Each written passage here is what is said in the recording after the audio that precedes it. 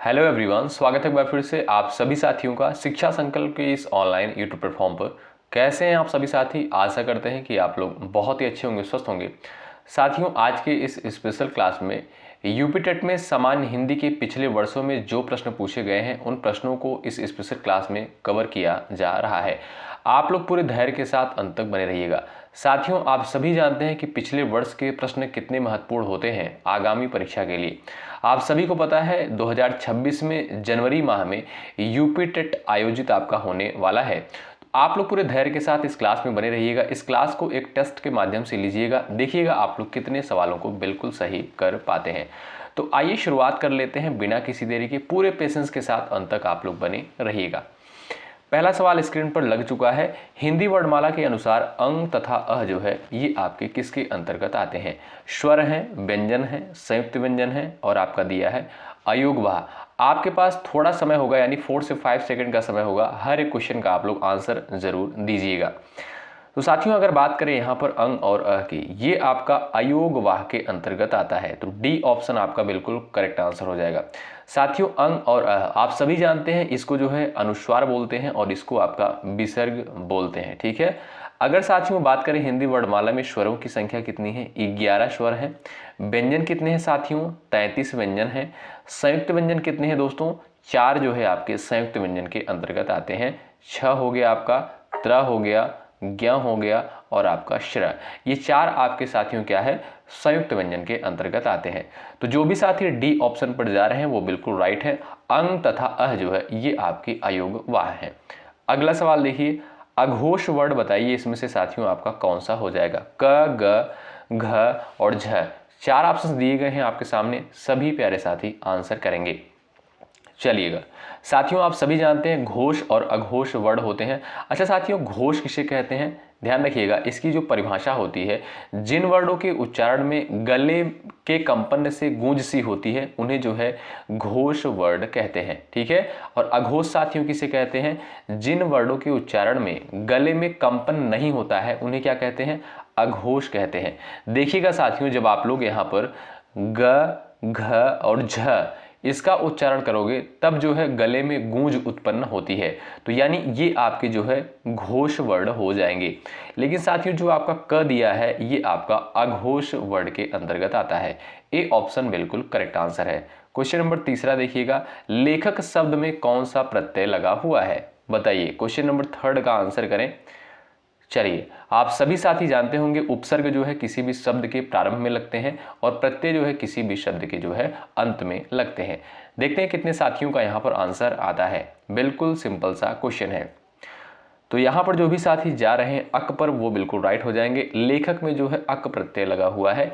A option आपका बिल्कुल correct answer है। क्वेश्चन नंबर चौथा देखिए, आगत शब्द निम्न में से कौन से होते हैं? देसी शब्द, विदेशी शब्द, तद्भव, तत्सम। बताएं फटाफट आप लोग बताइएगा, आपका राइट आंसर क्या हो जाएगा। चलिए, सभी साथी प्रयास करेंगे आंसर देने के लिए क्वेश्चन नंबर 4 का। साथियों, अगर हम बात करें आगत शब्द की तो आप सभी जानते हैं विदेशज शब्द जो होते हैं आगत शब्द कहलाते हैं। जैसे आपका अगर मैं आपसे कहूं स्कूल क्या है, ये आपका जो है आगत शब्द है। कॉलेज हो गया आपका, ठीक है, ये सभी आपके जो है, जैसे डॉक्टर हो गया, कॉलेज हो गया, स्कूल हो गया, ये सभी आपके आगत शब्द हैं, यानी विदेशी भाषा के शब्द हैं। ऑप्शन नंबर सेकंड आपका बिल्कुल करेक्ट आंसर है। क्वेश्चन नंबर 5वां देखिएगा, यशः प्लस दा इनकी संधि करने पर कौन सा शब्द बनेगा? और इसमें संधि कौन सी है ये भी आप लोग बताने का प्रयास करें। चलिएगा, क्वेश्चन नंबर 5 का राइट आंसर क्या हो जाएगा? फटाफट आंसर करें आप लोग। साथियों, अगर हम बात करें यशः प्लस दा की तो जब आप देखिएगा इसमें कौन सा शब्द बनेगा? यशोदा शब्द बनेगा। ए ऑप्शन बिल्कुल करेक्ट आंसर हो जाएगा। बात करें इसमें संधि की साथियों, यहाँ पर विसर्ग लगा हुआ है। आप कहोगे सर ये आपका विसर्ग संधि का एग्जाम्पल है, तो ए ऑप्शन आपका बिल्कुल राइट हो जाएगा। साथियों, लास्ट में आप लोग स्कोर जरूर बताइएगा, देखिएगा आप लोग कितने सवालों को बिल्कुल करेक्ट कर पाते हैं। ये रहा दोस्तों आपके सामने सवाल नंबर 6, इसका आंसर करिएगा आप लोग। निर्गुण का सही संधि विच्छेद क्या होगा? बताइए आपका राइट आंसर क्या हो जाएगा? एक बार सभी साथी प्रयास करें, आपका करेक्ट आंसर क्या है बताइएगा। चलिए, सभी लोग आंसर करें। आप देखिएगा साथियों, जो आपका यहाँ पर सी ऑप्शन दिया है यही बिल्कुल करेक्ट आंसर हो जाएगा। निह प्लस गुड़, इसका साथियों संधि विच्छेद हो जाएगा। बात करें इसमें संधि की तो आप सभी जानते हैं यहाँ पर विसर्ग लगा हुआ है, ये आपका विसर्ग संधि का एग्जाम्पल है। ठीक है, तो सी ऑप्शन आपका राइट आंसर है। अगला सवाल देखिए, पौ 12 होना, इसका अर्थ क्या होगा बताएं। चलिए क्वेश्चन नंबर 7 का आंसर करें। लाभ ही लाभ होना, कार्य सिद्ध होना, चारों तरफ बुराई होना, इनमें से कोई नहीं, बताएं। चलिए सभी साथी आंसर बताएंगे क्वेश्चन नंबर 7 का। बताएं भाई।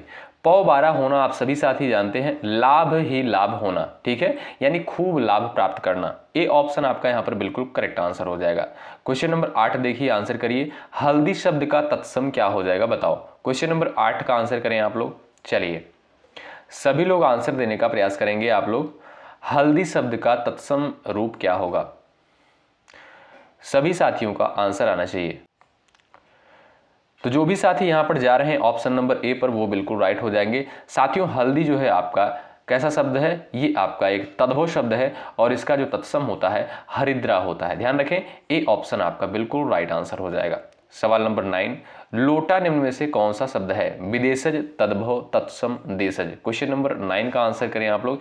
एक बार सभी साथी पूरे सेशन को लाइक कर देंगे, ठीक है, क्योंकि आपके लिए मेहनत किया जा रहा है, बेहतर कंटेंट प्रोवाइड किया जा रहा है। आपका कर्तव्य बनता है सेशन को जरूर से जरूर लाइक करें। इसमें आपका कोई चार्ज, कोई पैसा नहीं लगता है। यदि आप यूपी टेट एग्जाम 2026 की तैयारी कर रहे हो, शिक्षा संकल्प के इस ऑनलाइन यूट्यूब प्लेटफॉर्म से आप लोग जरूर जुड़िएगा। निश्चित रूप से यहाँ से साथियों आपको हेल्प मिलेगी। यहाँ पर जो है अभी स्टार्टिंग में जो है PYQ यानी पिछले वर्षों में जो सवाल पूछे जा चुके हैं सभी सब्जेक्ट के, उनको प्रोवाइड किया जा रहा है। आप लोग कवर करते हुए चलिए, उसके बाद आपको जो है प्रैक्टिस सेट प्रोवाइड किया जाएगा। ठीक है, तो लोटा जो है निम्न में से ये आपका कैसा है, ये साथियों आपका एक देशज शब्द है, यानी देशी भाषा का शब्द है। डी ऑप्शन आपका राइट है। अगला सवाल, ब्रज भाषा किस अपभ्रंश से उत्पन्न हुई है। फटाफट आप लोग आंसर करिएगा क्वेश्चन नंबर 10 का, बताएं आपका राइट आंसर क्या हो जाएगा। आप सभी साथी आंसर करिए। चलिए, ब्रज भाषा किस अपभ्रंश से उत्पन्न हुई है। तो यहां पर जो भी साथी जा रहे हैं ऑप्शन नंबर 3 पर, वो बिल्कुल करेक्ट आंसर हो जाएगा उनका, सौरशैनी अपभ्रंश से। शुद्ध शब्द को चुनिए, बताइए सन्यासी कौन से विकल्प में साथियों बिल्कुल राइट लिखा गया है। आप सभी साथी आंसर करिए। चलिए, सन्यासी का शुद्ध वर्तनी क्या हो जाएगा बताएं। यहां पर जो भी साथी जा रहे हैं ऑप्शन नंबर 2 पर, वो बिल्कुल यहां पर करेक्ट हो जाएंगे। ठीक है, आपका साथियों यहां पर राइट आंसर क्या हो जाएगा, बी ऑप्शन बिल्कुल करेक्ट हो जाएगा। कुछ लोग ए ऑप्शन पर जा रहे होंगे लेकिन उनका आंसर बिल्कुल गलत है, 2 ऑप्शन बिल्कुल राइट आंसर है। अगला सवाल देखें, ये रहा आपके सामने।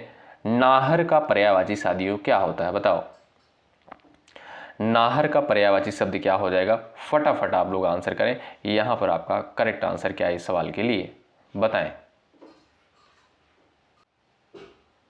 चलिएगा, तो साथियों जो नाहर का अर्थ होता है क्या होता है, शेर होता है। यानी जो नाहर के पर्यायवाची शब्द होते हैं, आपका शेर हो गया साथियों, सिंह हो गया, ध्यान रखिएगा, सिंह हो गया, मृगेंद्र भी होता है और आपका साथियों केसरी भी होता है। ठीक है, तो इन सारे शब्दों को याद रखें, ये आपके नाहर के पर्यायवाची होते हैं। ऑप्शन नंबर आपका जो 3 दिया है बिल्कुल करेक्ट आंसर है। ये रहा क्वेश्चन नंबर 13। गौरव का विलोम शब्द आप लोग बता दीजिए, सभी साथियों का आंसर आना चाहिए। लाघव, लज्जा, अपमान, इनमें से कोई नहीं, बताएं गौरव का विलोम शब्द क्या हो जाएगा। तो याद रखें दोस्तों, आपका जो करेक्ट आंसर हो जाएगा गौरव का विलोम शब्द हो जाएगा आपका लाघव। ए ऑप्शन जो दिया है बिल्कुल सही उत्तर हो जाएगा इस क्वेश्चन का।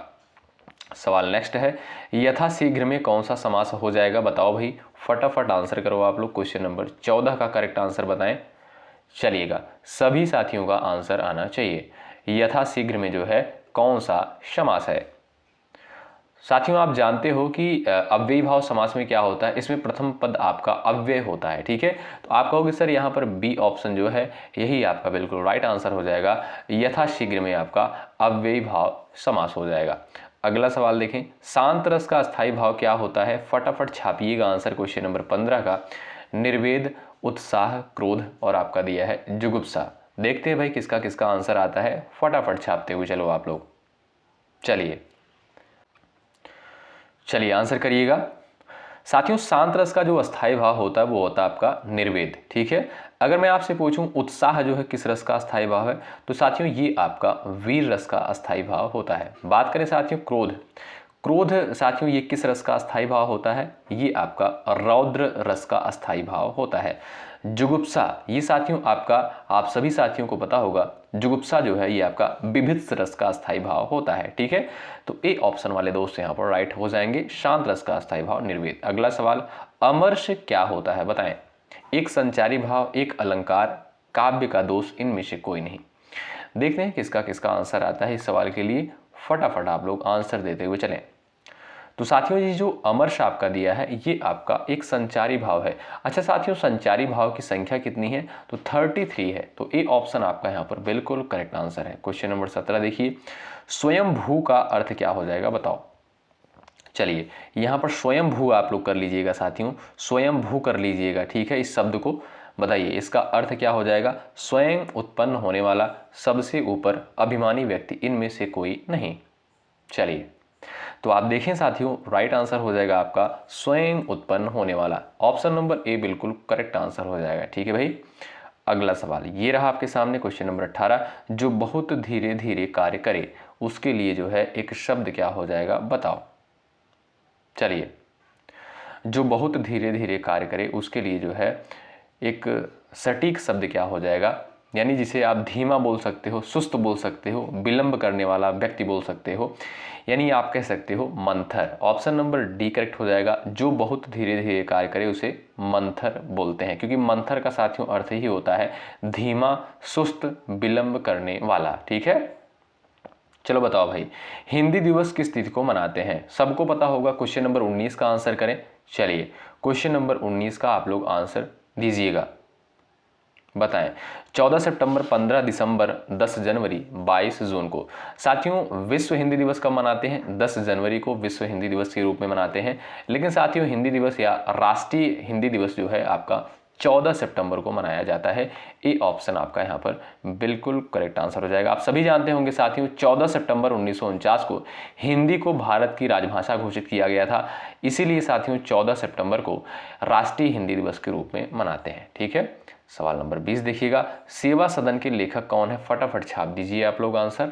चलिए, सेवा सदन के राइटर कौन है, जयशंकर प्रसाद, रामचंद्र शुक्ल, प्रेमचंद और राजेंद्र प्रसाद, बताएं। जो भी साथी यहाँ पर जा रहे हैं इस क्वेश्चन के ऑप्शन नंबर 3 पर वो बिल्कुल राइट है, सेवा सदन के राइटर हैं मुंशी प्रेमचंद। ए आपका यहाँ पर 3rd ऑप्शन राइट है। अगला सवाल देखें सभी साथी, पेट में दाढ़ी होना, इसका अर्थ क्या है, देखने में सीधा परंतु बहुत चालाक होना, रोगी होना, धूर्त होना, इनमें से कोई नहीं, बताएं। सही उत्तर आंसर यहां पर करिएगा आप लोग, फटाफट आंसर करें। पेट में दाढ़ी होना इसका अर्थ क्या होगा। चलिए सभी साथी यहां पर आंसर करिएगा, आपका करेक्ट आंसर क्या हो जाएगा, एक बार सभी साथी कोशिश करें।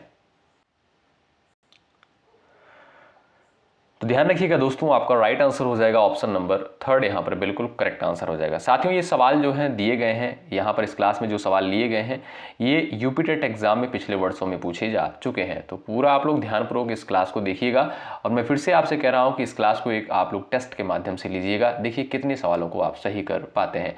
आप लोग इस क्लास के माध्यम से अपनी तैयारी को भी चेक कर पाएंगे।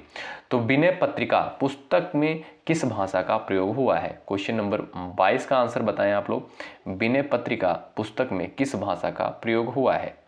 चलिए क्वेश्चन नंबर 22 का राइट आंसर क्या हो जाएगा, अवधी, बघेली, ब्रजभाषा, भोजपुरी। ध्यान रखें अवधी ए ऑप्शन आपका यहाँ पर बिल्कुल राइट आंसर है। ठीक है भाई, ए ऑप्शन वाले साथी यहाँ पर बिल्कुल राइट है। और विनय पत्रिका की रचना किसके द्वारा करी गई थी साथियों, गोस्वामी तुलसीदास जी के द्वारा। अगला सवाल, हवन में जलाने वाली लकड़ी को क्या कहा जाता है, 23 का आंसर बताएं। चलिए फटाफट आंसर करें आप लोग भाई। हवन में जलाने वाली लकड़ी को साथियों समिधा कहते हैं, ध्यान रखें। ए ऑप्शन आपका यहाँ पर बिल्कुल सटीक और सही उत्तर हो जाएगा। अगला सवाल देखें, चरण कमल बंदो हरिराई, इस पंक्ति में कौन सा अलंकार है बताएं। चलिए भाई, अतिशयोक्ति है, श्लेष है, उपमा है और आपका दिया है रूपक। फटाफट आंसर करें यहाँ पर भाई, चरण कमल बंदो हरिराई, इस पंक्ति में कौन सा अलंकार है। सभी साथियों का आंसर आना चाहिए। अब जो भी साथी यहाँ पर बता रहे हैं रूपक अलंकार, वो बिल्कुल यहाँ पर राइट हो जाएंगे। ठीक है, डी ऑप्शन वाले साथी बिल्कुल करेक्ट है। ये रहा आपके सामने सवाल नंबर। नेक्स्ट साथियों, छंद कितने प्रकार के होते हैं? बताइए, 2, 3, 4, 5। फटाफट आंसर करें आप लोग। छंद जो है कितने प्रकार के होते हैं? आप सभी साथी यहाँ पर आंसर करिएगा। चलिएगा, तो भाई जो भी साथी बता रहे हैं छंद जो है 3 प्रकार के होते हैं, वो साथियों वो लोग बिल्कुल यहाँ पर राइट हो जाएंगे। अच्छा, अब आपके दिमाग में प्रश्न उठ रहा होगा कि कौन कौन से होते हैं। एक आपका वार्णिक छंद होता है, दूसरा आपका मात्रिक छंद होता है, तीसरा आपका मुक्तक छंद होता है। ठीक है साथियों, ऑप्शन नंबर सेकंड आपका राइट है। ये रहा साथियों आपके सामने सवाल नंबर। नेक्स्ट, निम्नलिखित में से भाववाचक संज्ञाएं कौन सी होती हैं? बताएं, सटीक आंसर आपका क्या हो जाएगा। भाववाचक संज्ञा दोस्तों किसे कहते हैं? यानी जिसे आप सिर्फ और सिर्फ महसूस कर सकते हो, जिसे आप छू नहीं सकते हो, यानी जिसे आप प्लेट में नहीं परोस सकते हो, सिर्फ और सिर्फ जो है महसूस कर सकते हो। बताइए, भाववाचक संज्ञा इसमें से आपका कौन सा हो जाएगा? सेना, कुंज, परिवार, बुढ़ापा, लोभ, मोह, लड़का, मित्र, पंडित, हिमालय, होली, नर्मदा। बताएं आपका सटीक आंसर क्या हो जाएगा। साथियों आप देखिएगा यहाँ पर जो आपका दिया है बुढ़ापा, लोभ और मोह, ये आपका भाववाचक संज्ञा के अंतर्गत आएगा। ऑप्शन नंबर बी करेक्ट है। लड़का किस प्रकार की संज्ञा है? बताइए, छाप दीजिए सब लोग आंसर। सभी साथियों का आंसर आना चाहिए। भाववाचक, व्यक्तिवाचक, जातिवाचक, द्रव्यवाचक। बताएं आपका सही आंसर क्या हो जाएगा। सभी साथी प्रयास करें। चलिए, यहां पर जो भी साथी जा रहे हैं जातिवाचक संज्ञा पर, वो बिल्कुल राइट हो जाएंगे। लड़का साथियों एक आपका जातिवाचक संज्ञा के अंतर्गत आएगा। बुढ़ापा शब्द किस प्रकार की संज्ञा है? बताइए, जातिवाचक, भाववाचक, व्यक्तिवाचक और आपका दिया है समूहवाचक। सभी साथियों का आंसर आना चाहिए। बताएं साथियों, बुढ़ापा हो गया आपका, ईमानदारी हो गया, ये सभी आपकी कैसी संज्ञाएं हैं? ये भाववाचक संज्ञा के अंतर्गत आती हैं। तो बी ऑप्शन वाले साथी यहाँ पर बिल्कुल राइट हो जाएंगे। अगला सवाल, निम्न में से जातिवाचक संज्ञा कौन सी है? बताएं। पेड़, मिठास, सुंदरता और आपका दिया है चतुराई। जातिवाचक संज्ञा आपका साथियों क्या हो जाएगा? फटाफट आंसर छापिएगा आप लोग क्वेश्चन नंबर 29 का। बताएं एक बार सभी साथी पूरी ऊर्जा के साथ सेशन को लाइक जरूर करिएगा। भाई आपके लिए मेहनत किया जा रहा है, आपका कर्तव्य बनता है सेशन को जरूर से जरूर लाइक करें। इससे क्या होगा साथियों, और भी स्टूडेंट के पास ये क्लास पहुंचेगी। ठीक है, और जो भी साथी चैनल पर नए हैं कृपया करके आप लोग चैनल से जुड़ सकते हैं यदि आपको कंटेंट यहाँ पर आपको बेहतर लग रहा है, क्योंकि अभी बहुत सारी क्लासेस आपको प्रोवाइड करनी है। निम्न में से जातिवाचक संज्ञा की अगर हम बात करें साथियों, पेड़ क्या है? ये आपका जातिवाचक के अंतर्गत आएगा। ए ऑप्शन राइट है। मिठास, सुंदरता, चतुराई, ये आपका साथियों भाववाचक संज्ञा है। क्या? भाववाचक है। अगला सवाल ये रहा, सुहावना, लिखाई व छलिया में निहित प्रत्यय के लिए सही विकल्प का चयन करिए। यानी सुहावना में कौन सा प्रत्यय लगा हुआ है, लिखाई में कौन सा प्रत्यय लगा हुआ है, छलिया में कौन सा प्रत्यय लगा हुआ है? बताएं आपका सही आंसर क्या हो जाएगा। बताओ भाई। चलिए देखते हैं किसका किसका आंसर आता है इस सवाल के लिए। बताएं आपका राइट आंसर क्या हो जाएगा। तो जो भी साथी यहां पर सी ऑप्शन पर गए हैं भाई, वो बिल्कुल उनका आंसर बिल्कुल राइट है। सुहावना में आवना प्रत्यय होगा, लिखाई में आई प्रत्यय होगा, छलिया में ईया प्रत्यय हो जाएगा। ऑप्शन नंबर सी बिल्कुल राइट है। दुरात्मा में कौन सा उपसर्ग लगा हुआ है? देखते हैं किसका किसका आंसर आता है इस सवाल के लिए। बताएं चलिए सभी साथियों का आंसर हो जाए, क्या हो जाएगा बताइएगा। क्वेश्चन नंबर 31 का आंसर बताएं। चलिए यहां पर देखिएगा साथियों, चारों ऑप्शन आपके गलत हैं। कुछ लोग बी ऑप्शन पर जा रहे होंगे, लेकिन भाई आपका आंसर बिल्कुल गलत है। हमने जानबूझकर इस सवाल को लिया है और ऑप्शन यहां पर गलत दिया है। देखिए दुरात्मा में जो आपका हो जाएगा साथियों दूर, ये आपका जो है सही आंसर होगा। क्या भाई? दूर यहाँ पर हलंत होना चाहिए। अगर यहाँ पर साथियों हलंत हो जाता तो आपका बी ऑप्शन बिल्कुल राइट आंसर हो जाएगा। ठीक है, तो यहाँ पर हलंत लगा लीजिए और बी ऑप्शन आप सही कर लीजिएगा। ठीक है, अगला सवाल देखिए ये रहा, प्रतिध्वनि में कौन सा उपसर्ग है? बताएं। चलिए प्रतिध्वनि में जो है कौन सा उपसर्ग लगा हुआ है? आप सभी जानते हैं किसी भी शब्द के प्रारंभ में जो है उपसर्ग लगते हैं। फटाफट छापिए। आप देखिएगा डी ऑप्शन साथियों बिल्कुल राइट आंसर हो जाएगा। प्रतिध्वनि में जो है आपका प्रति उपसर्ग लगा हुआ है। बिल्कुल सिंपल सा क्वेश्चन है। अधिकार में बताइए कौन सा उपसर्ग लगा हुआ है? चलिए अधिकार में जो है कौन सा उपसर्ग लगा हुआ है? बिल्कुल सिंपल सा क्वेश्चन है, प्रयास करें आप लोग। तो आप देखिए साथियों अधिकार में आपका बी ऑप्शन बिल्कुल राइट है, अधिकार में अधि उपसर्ग लगा हुआ है, बी ऑप्शन करेक्ट है। अगला सवाल, फूंक फूंक कर पैर रखना मुहावरे का सही अर्थ क्या हो जाएगा बताओ। धीरे धीरे चलना, डर कर कदम रखना, पैर रखते हुए फूंक मारना, सोच विचार कर कार्य करना। बताइए, अब बताइए, इतने सारे सिंपल क्वेश्चन आते हैं भाई पेपर में, आप लोग आंसर करिएगा और स्कोर लास्ट में जरूर बताइएगा। फूंक फूंक कर पैर रखना, आप कहोगे सर राइट आंसर हो जाएगा सोच विचार कर कार्य करना। ऑप्शन नंबर जो डी दिया है बिल्कुल आपका सही उत्तर हो जाएगा इस क्लास का। अगला सवाल देखें, सवाल नंबर 35 देखिएगा। एक हाथ से ताली नहीं बजती मुहावरे का अर्थ बताएं आप लोग।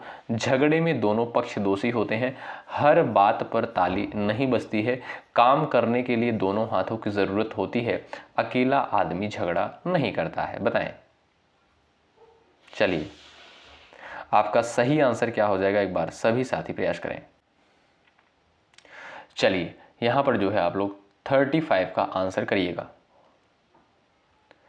तो जो भी साथी यहां पर जा रहे हैं ऑप्शन नंबर ए पर वो बिल्कुल राइट है, झगड़े में दोनों पक्ष जो है दोषी होते हैं। कान में तेल डालना मुहावरे का सही अर्थ क्या हो जाएगा बताइएगा साथियों।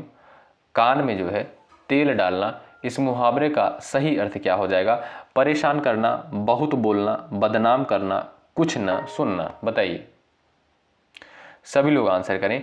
कान में तेल डालना मुहावरे का सही अर्थ क्या हो जाएगा बताओ। 36 का राइट आंसर क्या हो जाएगा बताओ। चलिए तो यहां पर देखिए साथियों, आपका डी ऑप्शन जो है बिल्कुल करेक्ट आंसर हो जाएगा। अगला सवाल ये रहा, तार तार करना मुहावरे का अर्थ क्या है। खुश होना, धज्जियां उड़ाना, मंत्र जपना, ध्यान करना। 37 का आंसर बताएं आप लोग। तार तार करना इसका अर्थ क्या होगा बताओ। चलिए सटीक आंसर दोस्तों क्या हो जाएगा, ऑप्शन नंबर बी बिल्कुल करेक्ट आंसर है, धज्जियां उड़ाना। ठीक है भाई। अगला सवाल, ऊंट के मुंह में जीरा, इस लोकोक्ति का सही अर्थ क्या हो जाएगा। फटाफट आंसर करें।